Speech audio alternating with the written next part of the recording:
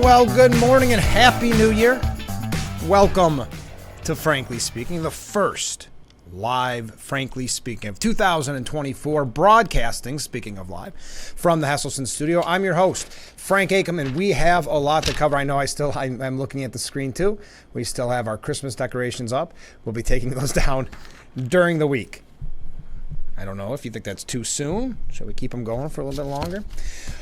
Wow, do we have, speaking of 2024, what a year ahead in store for this program. We're really looking forward to it. We actually have a lot to cover today, just like we did last week about the presidential election. As a matter of fact, just to recap or to catch up, if you will, on the last live broadcast, Frankly Speaking, we received this right at the end of the program, and this was in reference to Maine and the decision in Maine to take the former president off the ballot, meaning Trump. The Trump ballot is a reflection of the nonstop abuse of him since the day he came down the escalator. Every time they do these dirty tricks, it makes a stronger case to elect him to office. You know, that's a point that I've been making on this program quite frequently. Whether or not you like Trump, you've got to see how this plays into what he's been saying and his supporters have been saying from the beginning, like they said here, since the escalator. We do have a little bit of, I guess, updates on that. We're starting to get a lot of opinion pieces already. CNN this morning, their website looks like a wing maybe of the Democrat Party or the Biden campaign. So we'll perhaps get to that. On a sad note, not sure if you heard that from over the weekend, well, really on New Year's Day, at the Kodak Center in Rochester, a car crash. They plowed into a crowd. It's being deemed potential domestic terrorism. Thousands of people were pouring out of the Kodak Center after ringing in the new year when the fatal crash shrouded the night's celebration with tragedy. Lots of, I guess, at least a dozen gasoline canisters in around the vehicle. Based on the danger level associated with these, the Rochester Police Department Bomb Squad and the Joint Arson Task Force responded to the scene. We are continuing to work with our federal partners, including the FBI, to learn exactly what led to the crash, said one of the experts on the scene. So our thoughts and prayers go out to those affected by that tragedy to start the year off. But I want to mention to you, many of you, I'm sure, have been to Kodak Center before. Beautiful location. We've got some other New York issues. We've got to take our first break already. As always, if you're new to the program, if you're starting your new year with us here, we really appreciate it. You can contact me at any time during the program. There it is. Reach out to me. Preferably, I would say, just because it's easier for while the show is going on, because as you see, we already received a virtual wave. You can text that number during the show or after the show. Or leave a voicemail. And that's the best way for me to be able to read your comments or see your virtual wave. The email right now I'm having a little issue with, so let's go with text or call at least for now. All right, there we go. I think that's all of our housekeeping. We're going to have another New York issue when we come back. Thank you for joining us this morning. It's time to take our first break. We'll be right back with Frankly Speaking. Stay with us.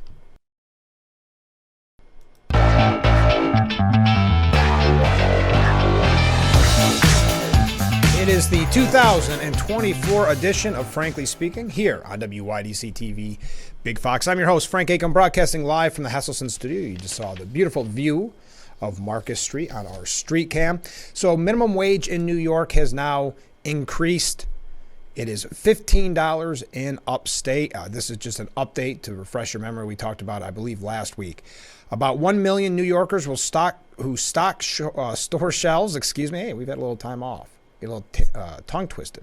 And hold other low-wage jobs will get a pay boost in 2024. The hourly minimum is rising to $15. It was $14.20 last year.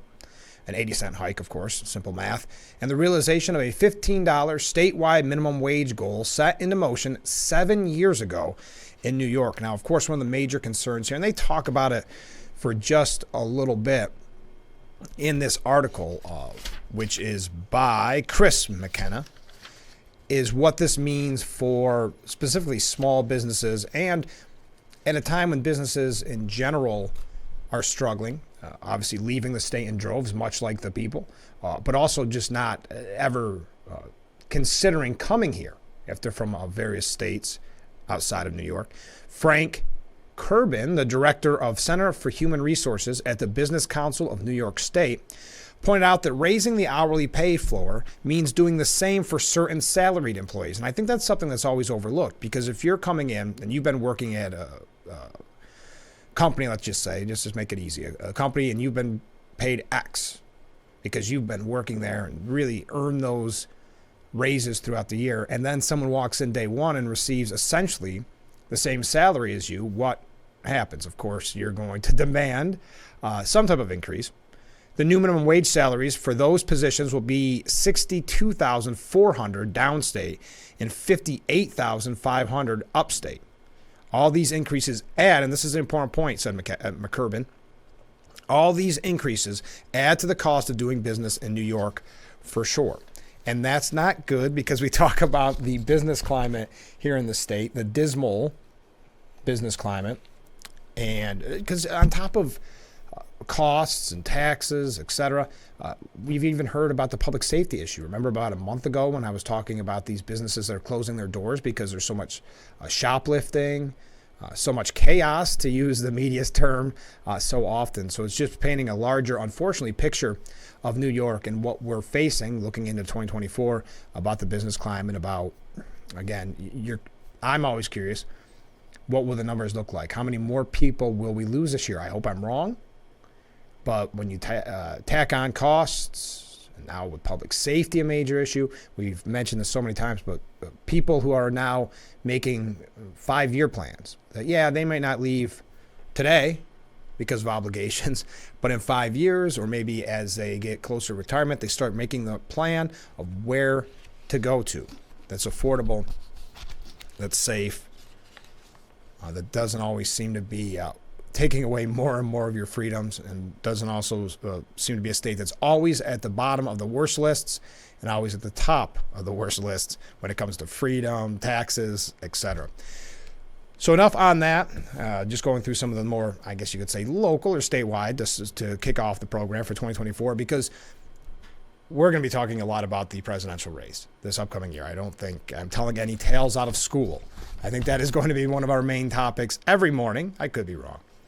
So we have a couple of updates on, what the race is shaping up to be. We also have quite a few stories here. Well, just probably something I'll get to at the end of the program, but those quick hits, a bunch of different things that we may not have an opportunity to dive in depth, but that I think are very important for you to be made aware. So all that and much more coming up. We got to take our second break. Stay with us. This is Frankly Speaking here on WYDC TV. Big Fox, stay with us.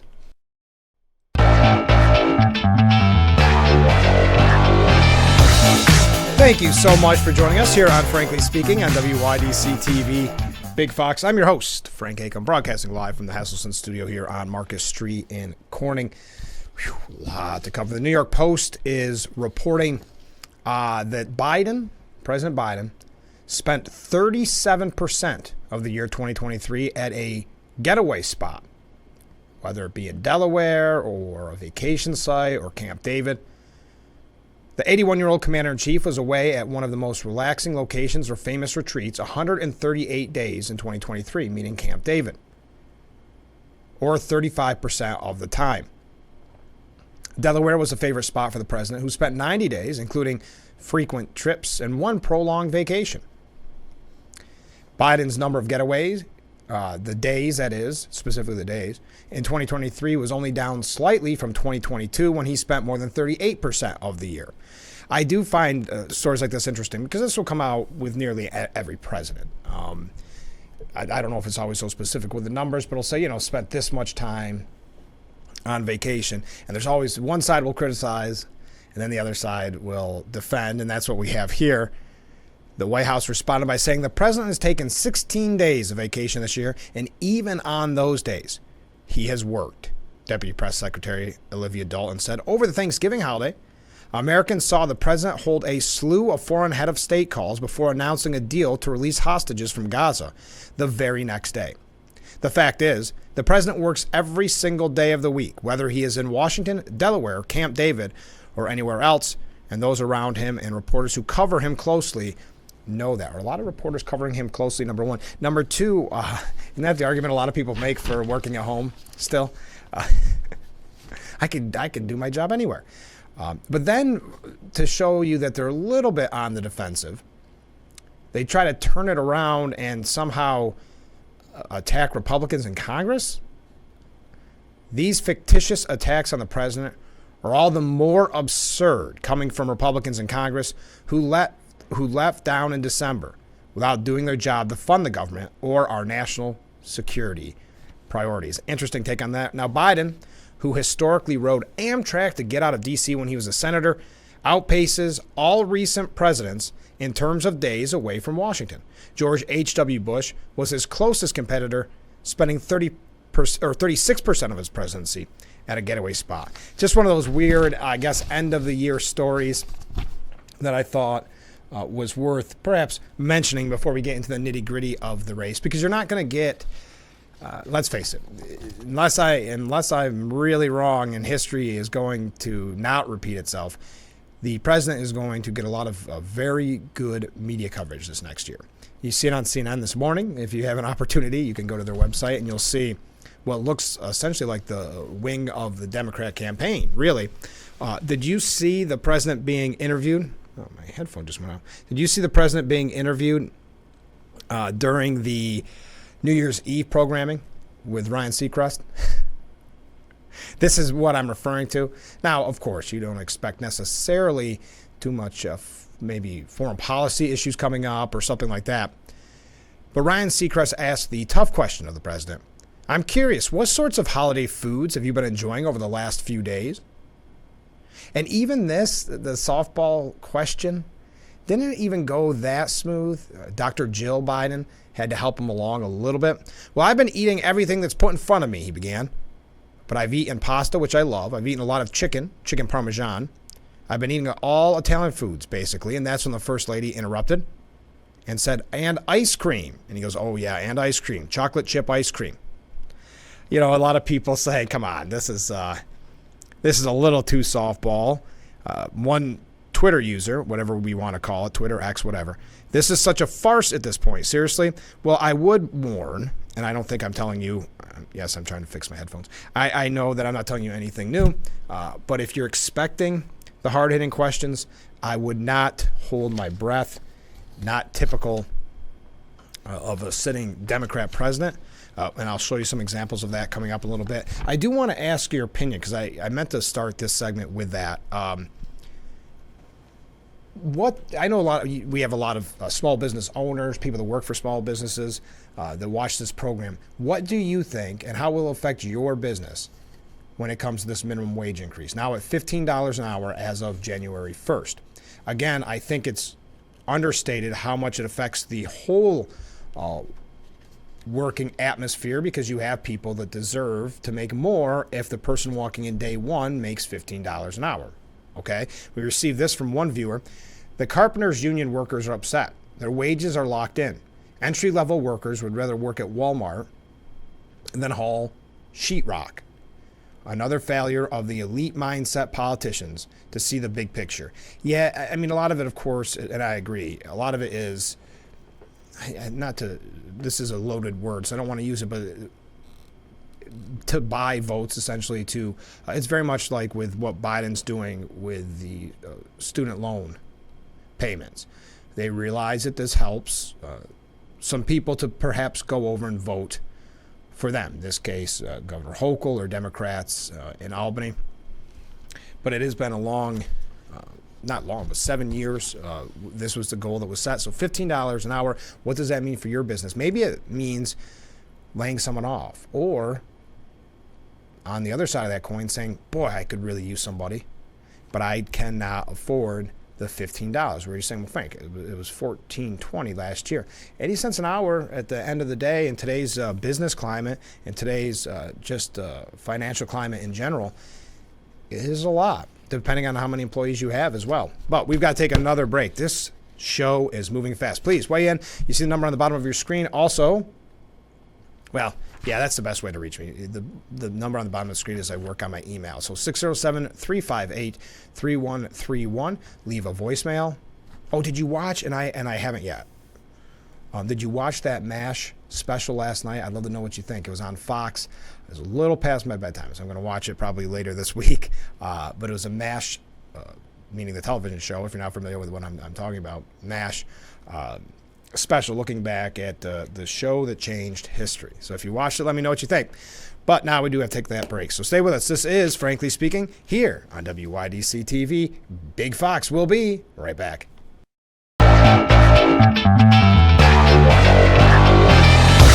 What a beautiful view of Market Street this morning. Here in the year 2024. Sounds futuristic, doesn't it? Welcome back to Frankly Speaking. So there's a lot to cover on 2024, meaning the election. We're probably not going to reference it as a year every time. It's more about the presidential election. The 2024 campaign year for President Joe Biden's inner circle, according to CNN, will largely be about carefully ratcheting up the intensity against Donald Trump. Wow. I mean, it seems like there's been a lot of intensity against Donald Trump, but suggesting that they're wary of voters becoming dulled to what they expect to be the former president's ever wilder rhetoric and promises about what he will do if he gets back into power. So they're afraid that that's not going to get enough coverage, that people are going to get dull or dulled to it, or to maybe start to ignore it. Well, it has been how many years of constant attack, so I could see where some people maybe zone out. But listen to how far, and talk about a time, we bring it up on this program so much, where we want to get community back, and yet there seems to be so many that want to divide us. I would suggest that that's what, according to this piece by CNN, is going to happen. As some of the younger aides on Biden's re-election campaign have been grimly joking, they call it to go, quote, full Hitler. When the leading Republican candidates' speeches and actions go so far that the Biden team goes all the way to a direct comparison to the Nazi leader, rather than couching their attacks by saying Trump parroted him. So that's them, I guess, being weak, is saying that Trump is parroting Hitler. They're waiting to go what they call full Hitler, calling him, in no uncertain terms, Hitler. I mean, I don't think that's right to ever do. And I know there's a lot of criticism when you've had Republicans say it in the past, but now it's something to celebrate. That was the second paragraph in this piece from CNN. The campaign so far, these aides believe, has essentially been Biden running against himself and losing. Has he really been running much at all? But I think there's a point there that he tried to, a while ago, run on Bidenomics, dismal failure, meaning that it didn't work. I mean, even David Axelrod and others saying, why are they calling it Bidenomics? People, whatever the media tries to tell us, that the economy is booming or whatever, people are feeling it. And we've talked about this with Joe Sempolinsky the other week.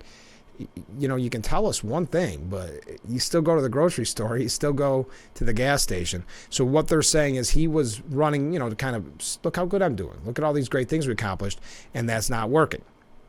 Anxiety about his age, obviously a major issue. The Democrat divide, listen to this, over the handling of the war against Israel and Hamas.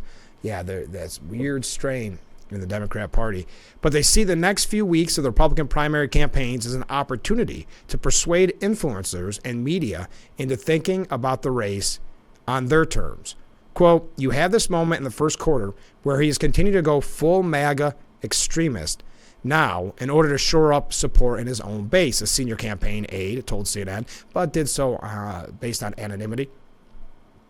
While he may be successful in that effort, if we do our job, we will point out that everything he's saying is extreme and unpopular. We know that, and I have a couple other pieces on it. It doesn't come in as any surprise. We know that the campaign has been, that's why this piece to me seems very old, coming from Edward Isaac Dover from CNN. We know this campaign was always going to be about Trump being a threat to democracy. But I know we talked about it last week extensively. I think it's going to be tough to sell that when you have the decision in Maine, you have the decision in Colorado to take the person leading the nomination in the Republican Party, take that person off the ballot and then talk about protecting democracy. Now, we got a lot of messages coming in. We'll get to those after the break. I don't dare read them all the time live until I give them a quick glance over, okay? But thank you. Keep those comments coming in. We were talking about minimum wage here in New York. If you're maybe the place you work for, if you are a small business owner, how is that going to affect you? What are you seeing on the ground? So the Biden campaign hopes to make 2024 less about Biden. I could understand that. And more about a contrast with Trump. We've already started to see that with some of the rhetoric in the media, but also from the president himself. But the Washington Post looks at it different, that it's both sides that are playing this. And then this is the Washington Post. And then that, let me get to it. Just to show you a little bit of what we're going to be dealing with for the next year. In President Biden's increasingly stark telling, an America led by former President Donald Trump in 2025 would be a dystopian dictatorship with American values constantly on the brink of collapse. Biden said earlier this month, as a matter of fact, the greatest threat Trump poses is to our democracy, because if we lose everything.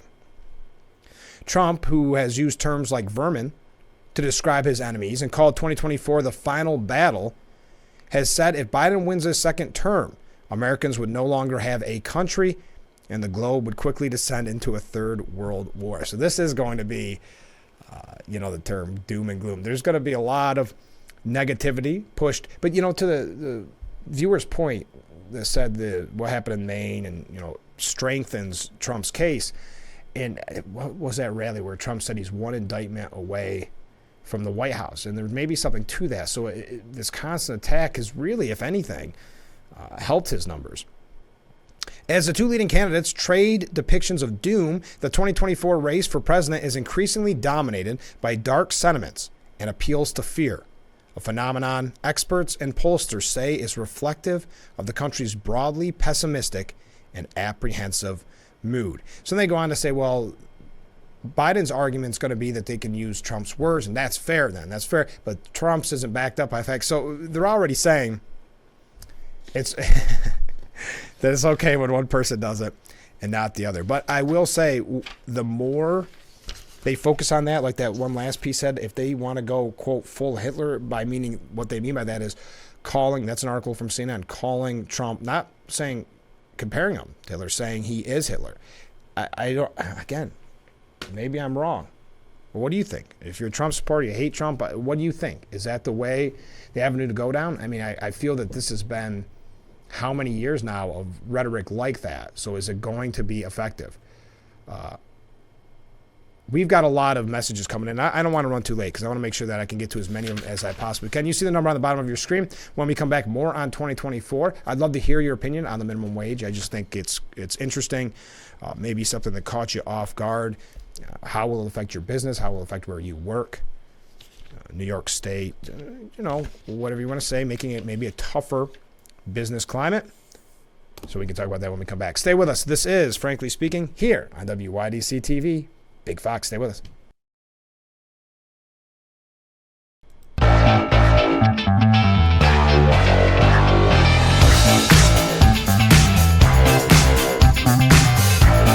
Welcome back to Frankly Speaking here on WYDC TV, Big Fox. I'm your host, Frank Acom. We're broadcasting live from the Hesselson studio here on Market Street in Corning. We received a lot of comments about minimum wage going up here in New York as of January 1st. Minimum wage is now $15 an hour. This person hearing firsthand from someone they know that a hospital is simply cutting back on hours. They say they can no longer afford overtime pay. That's fair. And then this from a viewer. My Social Security when I retired was based on less than the minimum wages I retired at. They now need to raise Social Security at the same level. Also, my retirement savings in the stock market is down 68%. Yeah, that's why, again, going to be issues with Biden touting the economy. But I'll continue. If it wasn't for my supplemental income and selling my New York property, I'd be on the street. Yes, we've heard that, unfortunately, for quite some time. They should have held back on the wage hike because COVID nuked everything. That's another good point. We got a lot of messages here. Back when I was younger, here's another voicemail. Back when I was much younger, jobs at the various fast food businesses and grocery stores were held by young people who were working after school and on weekends to fund date nights and buy their new clothes. Now these same jobs are being held by heads of households. I could see where these business owners will scale back on their full-time employees and utilize more and more part-time employees who they won't have to fund benefits to the levels they would for full-time employees. Well, and that's a great point. That, it's kind of the unintended consequences in many ways. So it's either people getting less hours, it's people losing their jobs, or people not being hired because the businesses can't afford it. Or businesses, something that we talked about in the past is overlooked as well, businesses not wanting to come to New York. Back in the radio station days, we used to talk about this all the time where, especially bigger businesses, New York isn't even on their list of maybe moving their factory or whatever the case may be. So thank you for that. Keep the comments coming in. I always appreciate it. If you're new to the program, you see the number on the bottom of your screen. You can comment there, either leave a voicemail or text me as well. I would love to hear from you. Okay, back to the presidential race. We got a lot of things going on. There we go. Back to the presidential race. President Joe Biden heads into the election year showing alarming weakness, this is interesting, among stalwarts of the Democratic base. We mentioned earlier there's a lot of pushback about his support for Israel, which is very unfortunate that the Democrat Party has went in that direction, but I'll continue. With Donald Trump leading among Hispanic voters and young people, 1 in 5 black voters now say they'll support a third-party candidate in November. And I think the person, yes, Robert F. Kennedy Jr. received the most support in the polls, but there's also Cornel West, and I believe is there somebody else running that it's escaping me.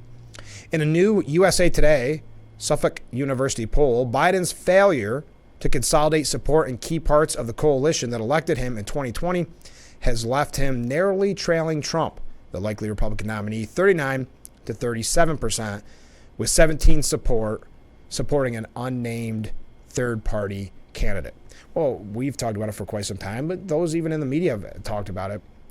The real concerns and fear over Biden's age, mental and physical health. When 7 candidates are specified by name, Trump's lead inches up to 3 percentage points, 37 to 34, with independent Robert F. Kennedy Jr. getting the top of the third-party field with 10%. The findings underscore the formidable political task the president faces this year to win a second term. Biden now claims the support of just 63% of black voters. That's a decline from 87% he carried in 2020, according to the Roper Center. He trails among Hispanic voters by 5 percentage points. In 2020, he had swamped Trump among that demographic group, almost 2-1. Now, there's some that are able to twist this in the media, saying, well, maybe, it's like the story I think we ended on last week, which was Kamala Harris is actually, she's a Democrat powerhouse. She's a voting powerhouse. It's the same kind of thing that we'll see here, and that we'll hear a lot more from the media in the next, 12 months, not quite, 11 months. Now, how am I doing on time? I'm doing good. I don't want to run too late. Because they're even suggesting that Trump should be hoping for higher voter turnout. This is from Harry Enton at CNN, a lot of CNN this morning. Republican Donald Trump is in a better position against Joe Biden now than at any point during the 2020 campaign. The former president leads the current president in more than his fair share of polls of registered voters, including in a number of key swing states. So you say, okay, well, how will the media twist this? But it seems plausible, says Harry Enton, that these initial polls may be underestimating Biden's position. If the shoe was on the other foot, let me just ask, because I always find the media very fascinating, even though they're pretty easy to read. If the shoe was on the other foot, do you think that sentence would be the same? But it seems plausible these initial polls may be underestimating Trump's position. Would you ever hear that? I do not believe so. Anyway, in a change from the usual expected dynamic in which Democrats are supposed to do better with higher turnout, Biden may benefit when pollsters look at likely voters instead of all registered voters.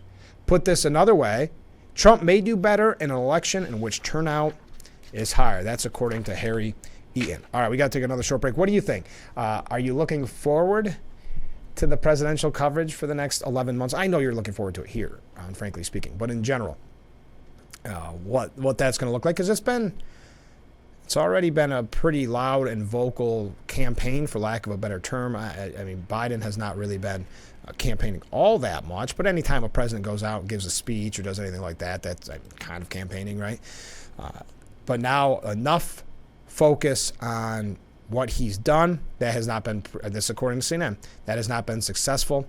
So now they're going to go and really attack Trump and hope that gets people motivated, that they're not zoning out to it at this point, which I think many people zoned out to it a long, long time ago. But we have more on Biden, on Trump, a couple other things as well to get to. I'm not going to spend the whole program on just this, but pretty much the lion's share. But again, I find this interesting, especially the conversations we've been having this morning of what you think about minimum wage increasing in New York to $15.80 an hour jump from last year, which may not sound like a lot, but it really does. It affects the employees you already have, maybe your thoughts about employees you were hoping to hire, and also the people that have been there for a long time that now get a raise, or should anyway, because the person walking in the door the first day receiving similar compensation. So what do you think? How is it going to affect your job? How is it going to affect your place of work or your business?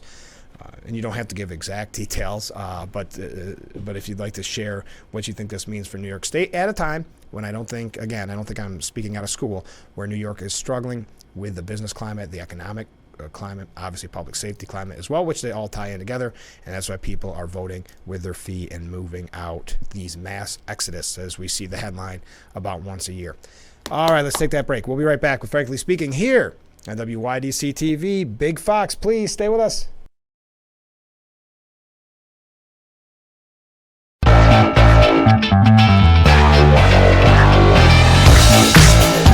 Have that music a little loud. Welcome back to Frankly Speaking here on WYDC TV. Big Fox, thank you for all the interaction this morning. You see the number on the bottom of your screen. I hope everybody had an amazing new year. Had a lot of fun, that you're recouped. You're feeling better. Or maybe you felt fine from the beginning. Okay, this is according to Kimberly Strassel, and I've got it from the New York Post, but I actually believe it was originally maybe the Wall Street Journal that posted it. And she highlights the day Team Biden and Democrats should have reconsidered his 2024 re-election campaign. Now, I know we talked about it a little bit, but it was one of those kind of stories you hear a lot where nothing was going to come of it. But, will he drop out, or how would that work? Because they don't want Harris either.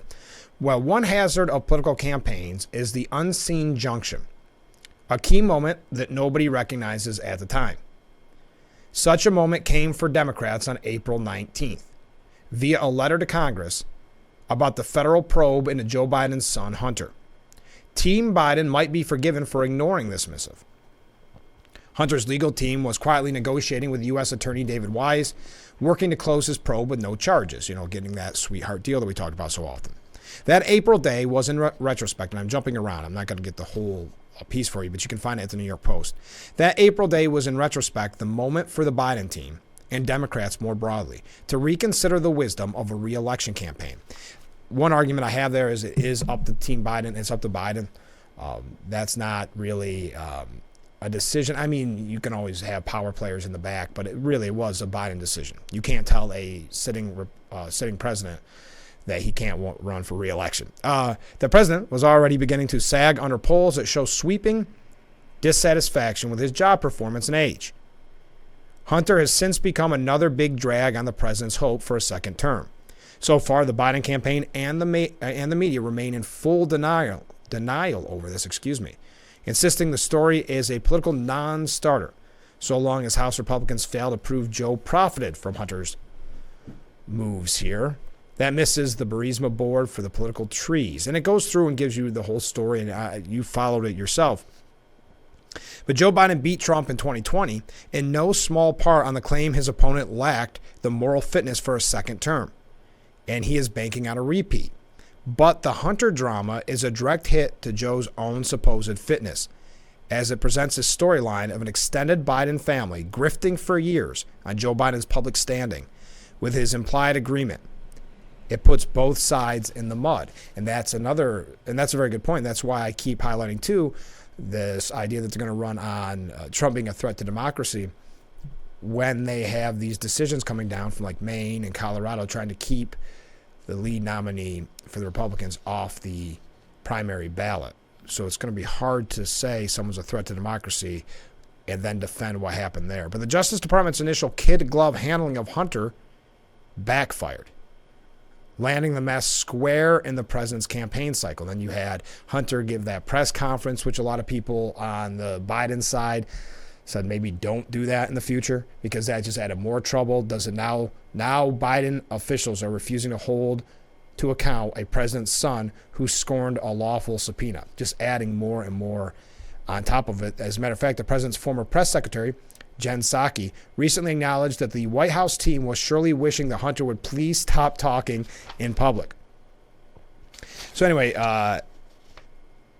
it's acting as if it could similarly disappear, the new Hunter drama. It's too late for that, and Democrats might consider what that means for 2024. So you can find that full piece in the New York Post by Kimberly Strazel. We have to take another short break. Stay with us. This is Frankly Speaking. The last 15 minutes or so always goes very quickly, so don't go anywhere. We'll be right back after this.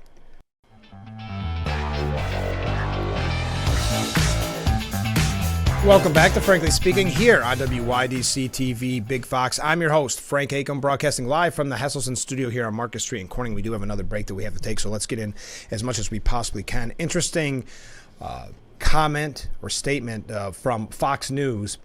They had a piece from just this morning that says a Georgetown University professor who spent 12 years as a CIA intelligence analyst is warning that DEI, meaning diversity, equity, and inclusion efforts, and the overall politicalization of the intelligence community has become a significant problem, and that he is confident those agencies will attempt to interfere with the 2024 election, similar to their efforts in 2020. My guess is, this is a quote from Fox News, my guess is that the proverbial deep state within the intelligence community will reemerge because presumably a Republican candidate will again be seen as a threat to the internal policies that many intelligence people like, said Dr. John Gentry.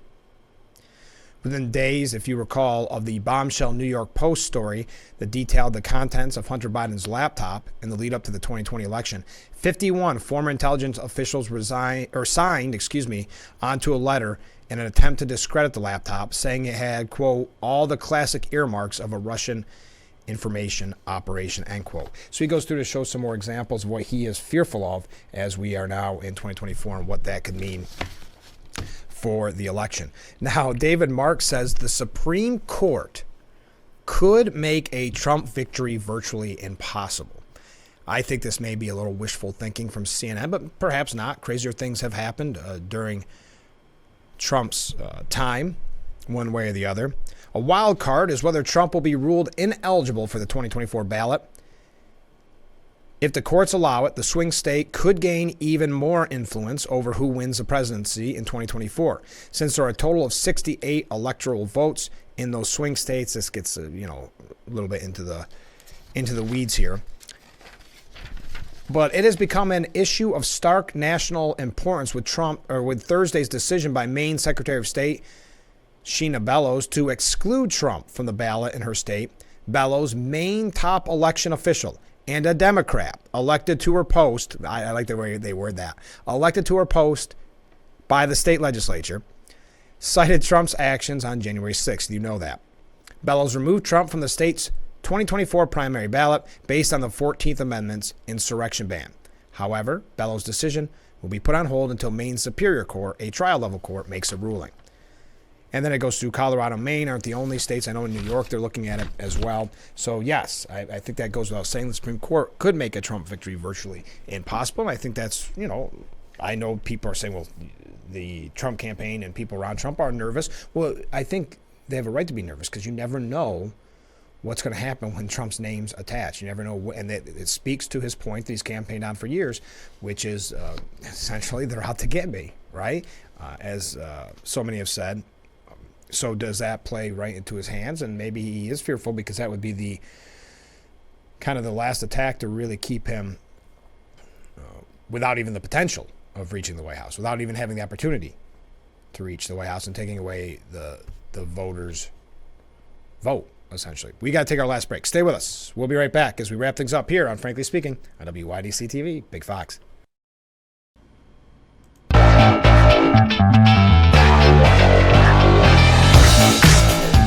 We are back, and Frankly Speaking, here on WYDC TV. Big Fox, just wrapping up this edition, our first one of 2024. Thank you, by the way, to everyone who commented on the minimum wage hike. And just in general, here's our last comment from a viewer. The price of everything is rising faster than the minimum wage and Social Security money.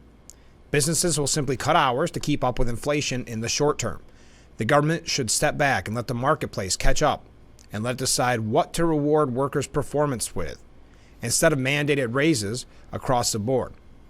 All it's doing is causing massive inflation that will take years to recover from. A very good point. Also, at a time when we're told how many jobs are free and how many people are looking for work, or how many places are looking to hire somebody, not looking for work necessarily, why would, the marketplace should decide that. Okay.